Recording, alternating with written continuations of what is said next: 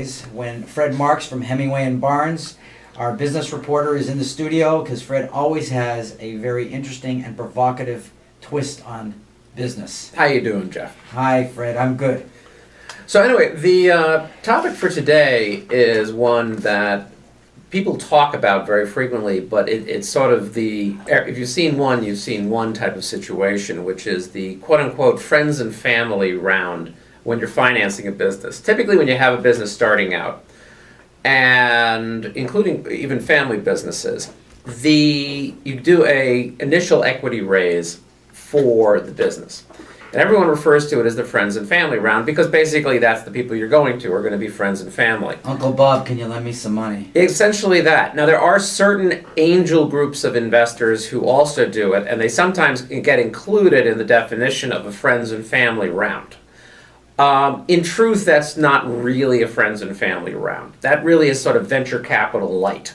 Right. Because if you're dealing with them, basically they march off of the venture capital term sheet and basically hold you to the same kind of terms and conditions as theirs. Not quite as burdensome as the venture capital type of terms, but nonetheless they view themselves as professional investors. And there's nothing wrong. I mean, the angel groups are quite good. They provide a lot of value.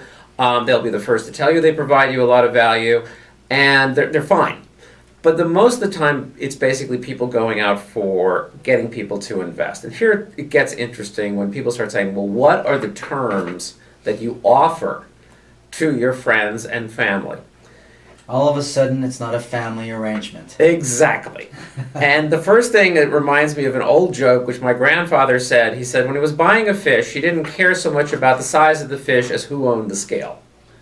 So the question becomes, what's the value of the business?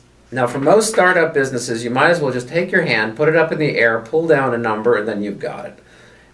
Trying to figure out the value is very hard to do, and it could be 2 million, 10 million, whatever. In truth, it's more art than fiction in trying to figure it out, but it's part of what you're going to be setting it up. Based on that, because the interesting thing, people say, well, what do you price the investment at? What are you going to be charging people for buying stock? Well, if you don't know the value of the business, you really can't tell what a percentage of the business will cost. Exactly. And if there's no revenue, there really is no value. Correct.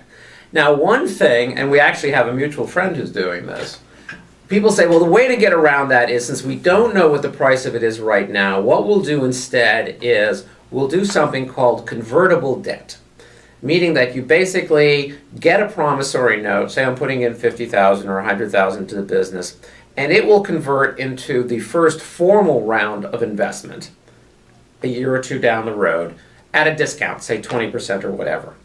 It sounds very good. It's very seductive. It seems like good. We'll put off the discussion. But when I'm advising clients who are the investor side of the equation, I say, it sucks. And they turn to me and they say, why? I said, it sucks because you're losing the entire entrepreneurial ramp-up valuation between the time that you're putting in the money now and the time you're doing the valuation. I don't want to put in money today, but get priced at the valuation of 2 years from now. Today, the stock could be worth $1 a share or whatever based on the current value. It could be worth $5 a share a year or two from now when they're doing the valuation. So if I get a 20% discount, but it's still at $5 when at the time it was originally at $1, in essence, you've lost the entrepreneurial investment. And people say, well, it's a safer way of doing it. In that particular case, and Jeff, you know this as well as I do, when I have people investing in friends and family rounds, my first line of advice to them is, please be prepared to lose all your money. Always.